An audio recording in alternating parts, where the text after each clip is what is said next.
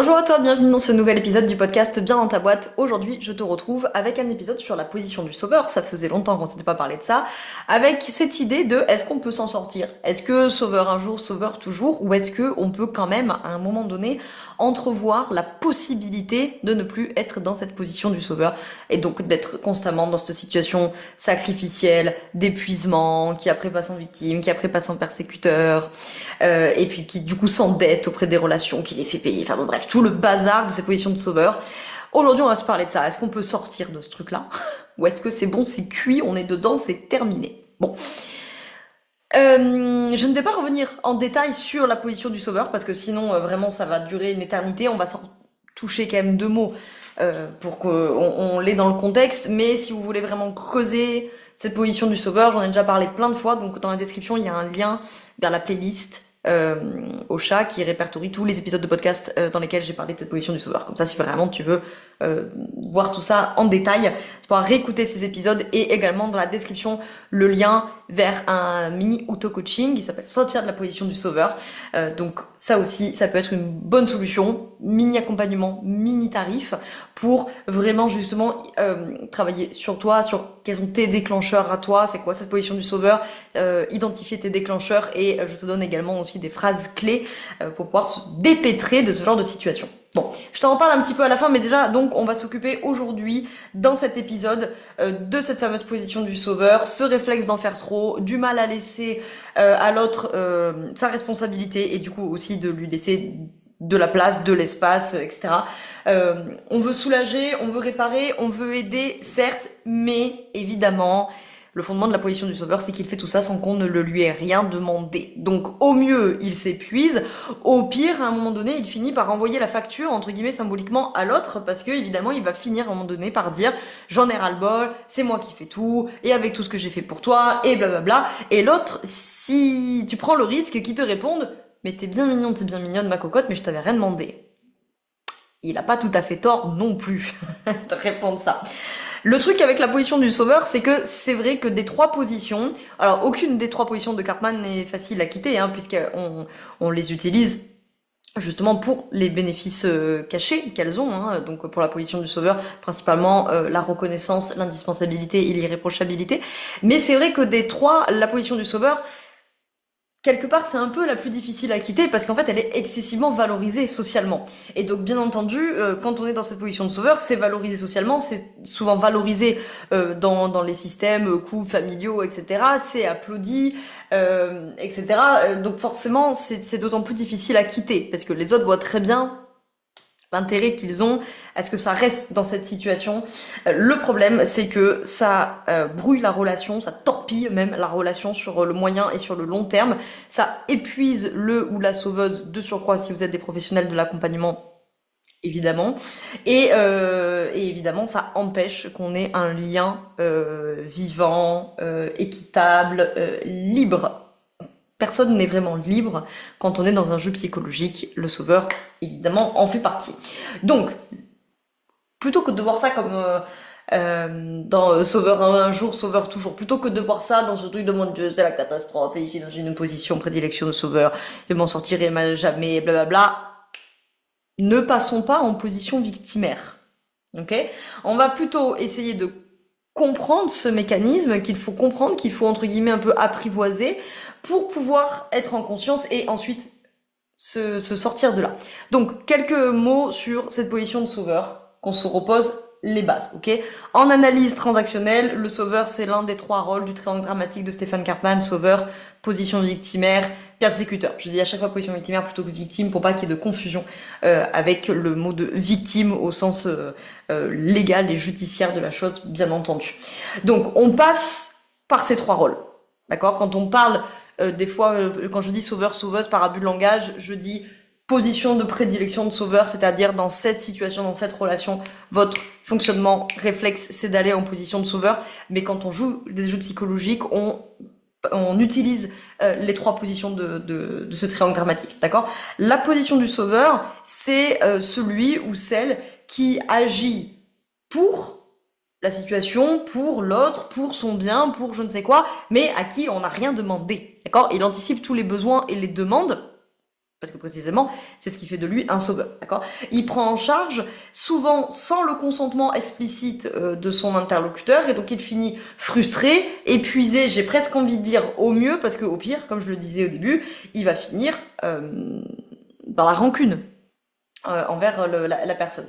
Donc, d'un point de vue de psychologie systémique, ce rôle-là, il prend racine évidemment, dans l'histoire personnelle, hein, dans l'enfance qu'on a vécue, dans la dynamique familiale qu'on a vécue, dans le système familial dans lequel on a vécu, etc. La fonction qui est occupée dans un système, donc souvent c'est un rôle stabilisateur, hein, c'est-à-dire l'enfant qui fait tout bien, l'enfant qui console, l'enfant qui fait médiateur, voilà, qui se retrouve du coup à une place de sauveur. C'est lui qui sauve la dynamique familiale, c'est lui qui sauve la dynamique relationnelle, c'est lui qui sauve le système familial, c'est lui qui sauve ses parents du conflit, qui sauve ses parents du divorce, bon bref, tu as l'idée. Hein. Et avec, donc je l'ai évoqué, un besoin fondamental, abyssal de reconnaissance chez les positions de sauveur. Donc ce qui est vraiment central dans la position du sauveur, c'est qu'il ne sauve pas vraiment pour l'autre en fait. Hein. Il sauve parce que c'est comment dirais-je, existentiel. C'est nécessaire, c'est indispensable pour se sentir reconnu, pour se sentir indispensable, pour exister dans le lien en fait. Hein. Alors la deuxième question, du coup, qu'on va se poser aujourd'hui, c'est pourquoi est-ce que c'est si difficile de sortir sa position du sauveur? Alors il y a un petit truc, on a déjà évoqué rapidement, c'est que déjà c'est très très valorisant socialement. Ça c'est sûr que être dans une position de sauveur, ça amène tout un lot de compliments, de congratulations, de reconnaissance, etc. L'idée, c'est de ne pas confondre accompagner et sauver, soutenir et porter, être présent et être indispensable. Et en fait, le sauveur, lui, il croit qu'il est empathique, mais en fait, c'est pas ça qu'il fait. En fait, il fusionne, il s'identifie, il confond les territoires psychiques. Et donc en fait, il croit qu'il aide, mais en fait, ce qu'il fait surtout, c'est qu'il empêche l'autre d'avoir de la place. Hein. C'est un peu une métaphore de sauveur, comme si dans une pièce, tu mettais la position victimaire avec la personne qui est en position de prédilection de sauveur et la personne qui a une position de prédilection victimaire. Okay. Et la personne en position victimaire, elle est en difficulté de quoi que ce soit, elle n'a encore rien dit, que le sauveur, lui, il est surentraîné à voir ça. D'accord? Et donc, du coup, il va se précipiter, genre, mais qu'est-ce qui se passe? Explique-moi, vas-y, non mais laisse, je vais le faire à ta place, etc. Et donc, en fait, c'est comme si, métaphoriquement, dans la pièce, en fait, il gonfle sa bulle, il gonfle, il prend de plus en plus de place. Et du coup, la personne qui est en face, elle réduit. Ce qui fait qu'à un moment donné, il n'y a pas 36 solutions. Soit le lien se maintient comme ça, mais en fait, il y en a un qui est en asphyxie, ok? Soit, au bout d'un moment, l'autre va gonfler sa bulle d'un coup très très fort pour se défendre et donc on a coalition, éclatement. Soit métaphoriquement, il faut se barrer de la pièce, quoi. Hein, si je veux filer la métaphore jusqu'au bout. Évidemment, les dynamiques sont co-construites, hein, sont co-construites. Les positions de sauveur sont entourées de positions victimaires la plupart du temps. Hein. Et donc du coup, forcément, les positions de sauveur, à un moment donné, ils viennent me voir en coaching en me disant, bah oui, mais j'ai pas le choix. Parce qu'en fait, si je ne le fais pas, personne ne le fait. Et oui, bah c'est bien le piège des positions de sauveur. C'est qu'en fait, au bout d'un moment, elles vont effectivement se retrouver bloquées dans une situation où en fait, elles deviennent victimes de la situation. C'est-à-dire que quand elles essayent de désinvestir leur rôle préférentiel du triangle de Karpman, eh bien, en fait, le système ne comble pas ces manquements et donc du coup, elles deviennent victimes de la situation parce que plus personne ne prend le relais. Donc en fait, c'est juste une translation sur le triangle de Karpman. Hein. Alors voilà, notre ami position de sauveur là, lui il croit qu'il aide, mais du coup il empêche l'autre de prendre sa juste place. Et en fait surtout, bah, il est aimé, en tout cas il est reconnu. Et la grande confusion de la position du sauveur, c'est être reconnu et être aimé. Et donc en obtenant la reconnaissance par le fait de se comporter comme un sauveur, il pense qu'il obtient de l'amour. Et donc c'est bien pour ça que ça devient si difficile après de quitter ce rôle. Hein. Il est valorisé effectivement dans la société, on en a parlé, c'est évidemment une position qui est souvent valorisée dans les métiers du soin et de l'accompagnement, de l'écoute, de la relation, donc évidemment tout ça, ça peut aussi contribuer au fait que ce soit difficile à lâcher. C'est parfois complètement au cœur de l'identité professionnelle par exemple, hein, de devoir tout donner, je pense évidemment aux pros de l'accompagnement, il y en a beaucoup parmi vous qui m'écoutent. Je pense également aux parents et particulièrement aux mamans, hein, à qui depuis très longtemps on vous explique qu'il faut que vous donniez tout, que vous vous sacrifiez. C'est ça une mère, hein, c'est quelqu'un qui est dans une posture sacrificielle, qui sacrifie son temps, son énergie, son argent, son corps, tout ce que vous voulez pour ses enfants, blablabla. Donc vous voyez, c'est très très ancré. Hein. Et donc évidemment après on va se juger constamment d'être fatigué, on culpabilise quand on en fait moins, on n'ose pas dire non, on a peur de plus être à la hauteur, etc., de pas être suffisant, suffisante, hein, beaucoup ces questions de suffisance. Et comme je le dis souvent, les deux constructions du monde de base de la position du sauveur, c'est je suis mauvaise, je suis coupable, je suis méchante, je suis coupable, ou je suis mauvais, je suis méchant, je suis coupable. Donc il y a vraiment cet énorme poids de culpabilité dans ces positions de sauveur et qui sont très vite rattrapées dès qu'elles veulent poser des limites ou sortir de quelque chose par je veux pas être méchante. Je veux pas être méchante, je veux pas être la méchante, je veux pas être égoïste, etc. Et donc ça fait vite de grosses censures. Donc il y a ça aussi bien entendu qui rend difficile de sortir de cette position du sauveur. Maintenant, sauveur un jour, sauveur toujours, ça a quelles conséquences systémique dans la relation d'aide pour les pros de l'accompagnement parmi vous là qui m'écoutent. Quand vous êtes coincé dans votre rôle de sauveur ou de sauveuse, vous empêchez l'autre de se responsabiliser, il va donc rester dans une position victimaire, c'est quand même un tout petit peu enquiquinant pour vos bénéficiaires, mais ce que je dis là marche également pour les autres relations avec lesquelles vous pouvez être en position de sauveur de prédilection. Vous risquez de tourner à la position victimaire à un moment donné, et j'en ai marre, et c'est toujours sur moi que ça retombe, et si je m'en occupe pas, personne ne le fait, blabla, ou de virer à la position du persécuteur. Forcément, parce qu'à un moment donné, vous allez accumuler de la frustration, de la rancœur, et vous risquez de glisser sur le triangle de Karpman, soit de descendre à la position du sauveur à la position victimaire, soit au slider au persécuteur. Ok. Vous pouvez bien sûr perdre le cadre de la séance parce que on agit en fait pour compenser la dynamique relationnelle et pas pour accompagner véritablement le bénéficiaire. Donc dans cette logique systémique, évidemment, les positions de sauveur vont toujours créer de la dépendance au mieux dans leur relation, de l'endettement. La plupart du temps. Donc en fait, plus tu aides à la place d'eux, plus l'autre il intègre qu'il ne peut pas faire tout seul ou toute seule, d'accord? Et donc dans le fond, ce n'est pas de l'aide. Dans le fond, le message c'est tu ne peux pas t'en sortir sans moi, je suis indispensable. Donc au mieux de la dépendance, au mieux gros guillemets, de la dépendance, au pire de l'endettement, parce que vous finirez forcément par leur envoyer la facture, c'est sûr. À un moment donné, vous finirez par dire c'est bon, ras-le-bol, il y en a marre. Sauf que l'autre, en face, position victimaire, ressent la même chose, en miroir, pas de la même manière, mais ressent aussi ce truc-là. Et alors la question que tu te poses maintenant, c'est peut-être de dire, alors moi je suis venue parce que le titre de l'épisode c'était est-ce qu'on peut s'en sortir? Alors du coup, qu'on me réponde, oui. Oui. Voilà, point. Fin de l'épisode. Non, oui, évidemment que l'idée en fait ça va être de transformer, ok, de venir investir cette position d'adulte, on va en reparler, sans rejeter cette part de toi qui de toute façon s'est construite et que tu vas pas lutter contre ça, tu vas pas t'auto-amputer de la moitié de ton fonctionnement jusqu'ici, parce que ce fonctionnement, si tu l'as eu, c'est qu'à un moment donné, encore une fois, au mieux il t'a servi, au pire il t'a sauvé la vie en fait, selon l'histoire qu'est la tienne, d'accord? Donc l'idée c'est pas de tuer le sauveur, c'est de venir le rencontrer avec lucidité, de pouvoir un peu dialoguer avec lui, si je peux dire ça métaphoriquement, d'accord? Avec ce genre de questions. Quand je fais ça, quand je saute en sauveur, pour qui est-ce que je le fais vraiment? Est-ce que là, vraiment, je sais pas moi, par exemple, tu prends tout en charge, qu'est-ce que je pourrais inventer moi, avec ton associé, d'accord? Tu prends tout en charge dans la boîte, et donc après, forcément, t'en as ras-le-bol, et tu te dis, ouais, il y en a marre, c'est toujours moi qui fais tout, blablabla.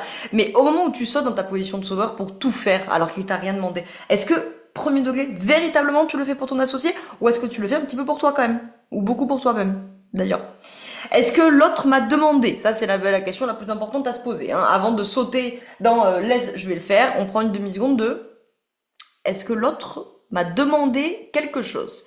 Si oui, je peux dire oui, je peux dire non. S'il ne m'a rien demandé, je commence par ma phrase qui va me sauver la mise. Si tu as besoin de quelque chose, demande-le-moi. Et comme ça, saute pas en position de sauveur. Okay.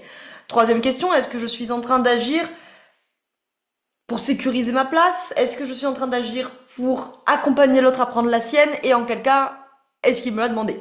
Toujours.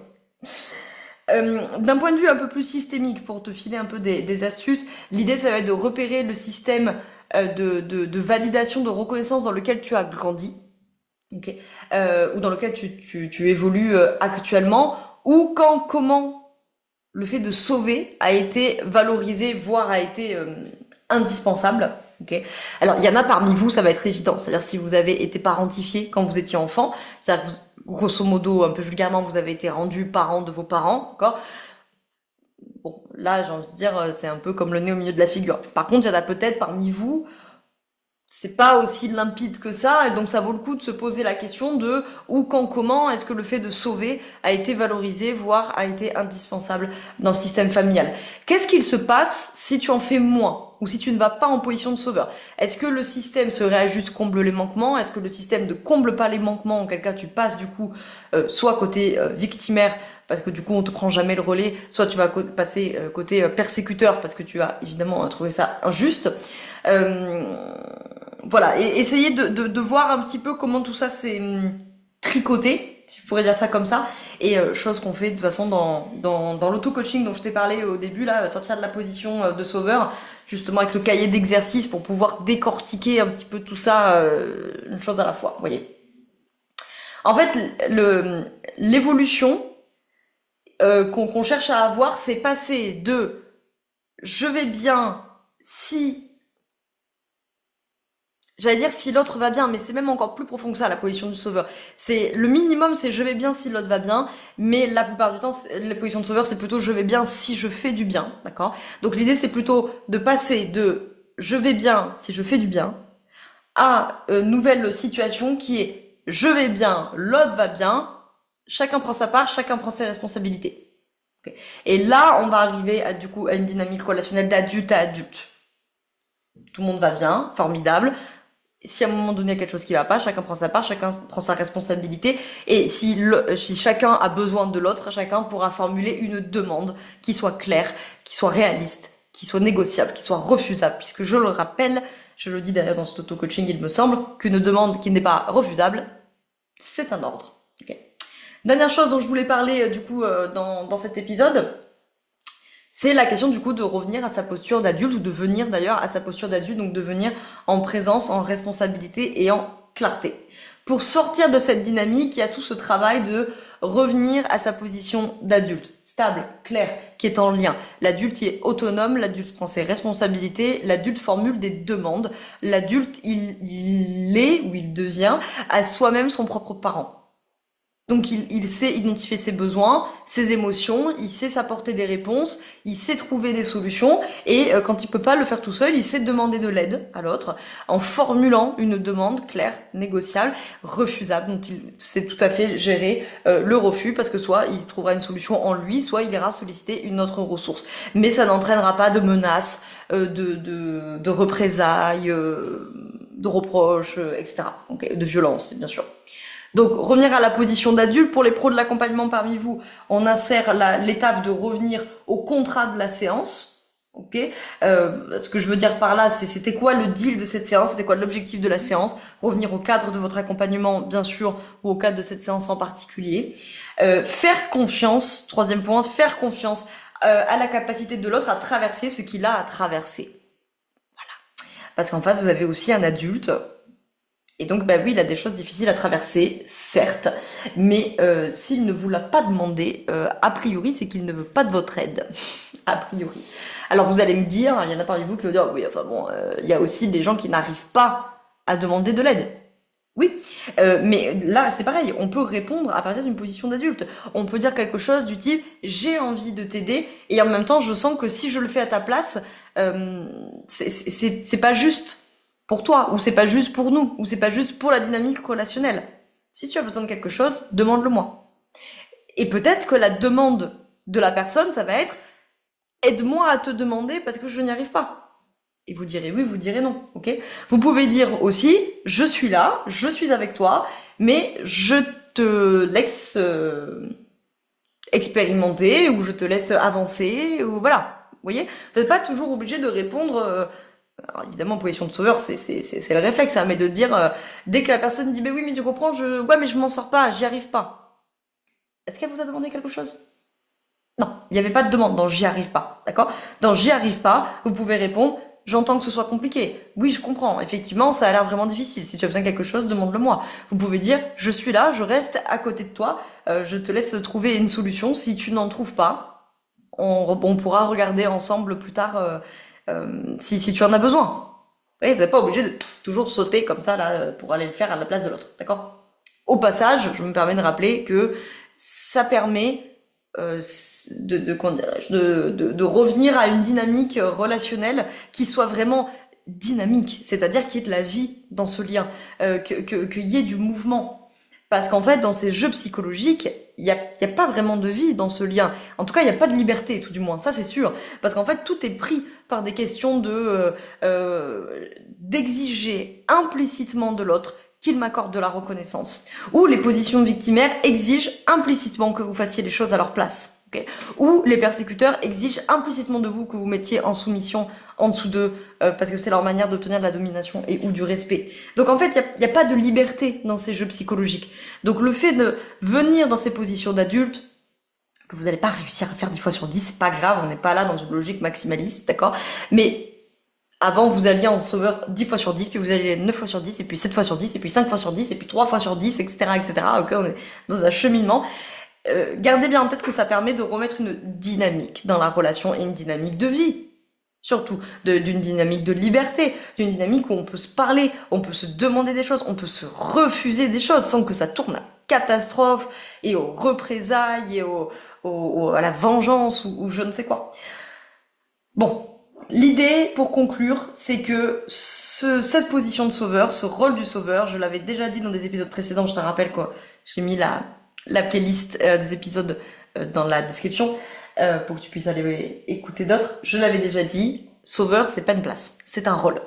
D'accord? Tu n'es pas un sauveur. Tu as des stratégies comportementales de sauveur. Tu as une position de prédilection de sauveur. Tu as tendance à utiliser plutôt cet ensemble de stratégies comportementales. Mais c'est pas ton identité. Ce qui marche bien entendu pour les positions victimaires et pour les positions de persécuteurs, bien sûr. Hein.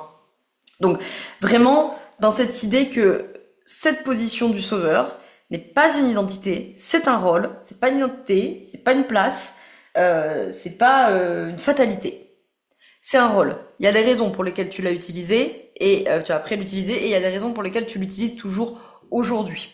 L'idée, ça va être petit à petit d'apprivoiser, entre guillemets, cette position du sauveur pour ne plus y aller, pour sortir du pilote automatique. Voilà. Pour ne plus sauter comme ça là-dedans de manière constamment réflexe et que la situation t'échappe, entre guillemets. D'accord? Les positions de sauveur sont des positions qui subissent leur vie.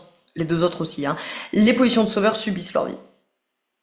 Ça paraît des fois un peu contradictoire parce que comme ils sont très proactifs, ils font toujours beaucoup de choses, on a la sensation que bah non, ils subissent pas, ils sont toujours en train de faire, ils sont toujours en train d'aider, ils ont toujours un projet, ils ont toujours quelque chose à faire, ce sont des positions du faire, hein, de toute façon.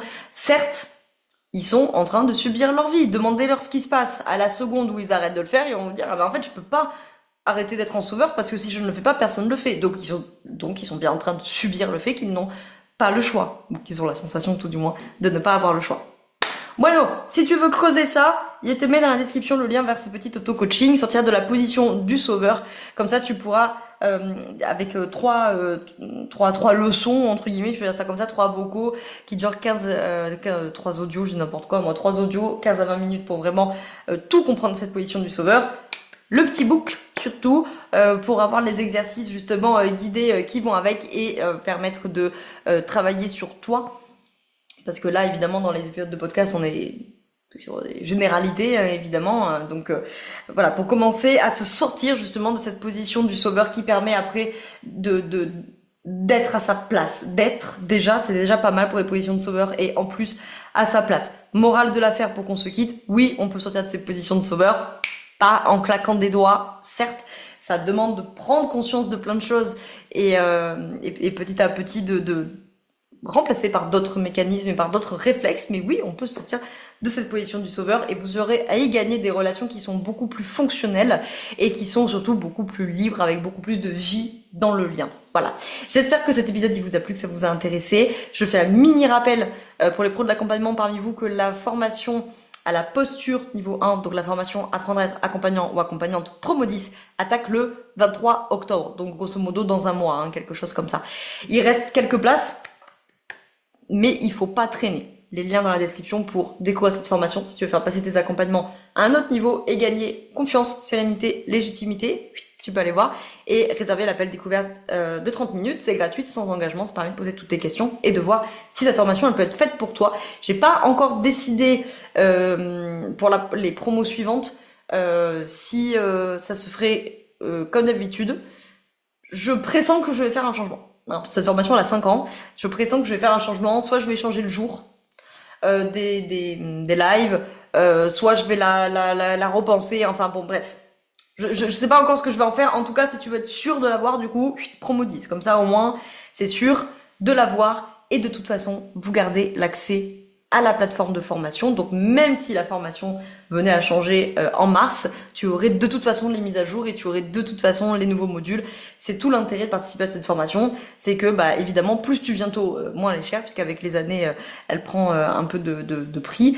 Et puis surtout, tu gardes l'accès. Donc évidemment, bah, ceux des premières promos ont accès à la formation actuelle sans redébourser des sous. Donc, ça vaut le coup de s'en occuper. Bref, si tu veux faire passer tes accompagnements à notre niveau, il faut s'occuper de ça. Si tu veux sortir ta position du sauveur, vraiment petit auto-coaching, hein, c'est petit travail, petit prix, mais c'est un premier petit pas. Et il faut bien commencer quelque part. Si voilà, tu connais pas trop mon travail ou si tu sais pas trop si t'as vraiment besoin d'énormément creuser ce sujet, mais que t'as envie quand même de mettre un petit coup de polish sur le sujet, c'est cet auto-coaching qui sera fait pour toi. J'espère que ça t'a plu. Je te retrouve la semaine prochaine dans un nouvel épisode. Ciao ciao.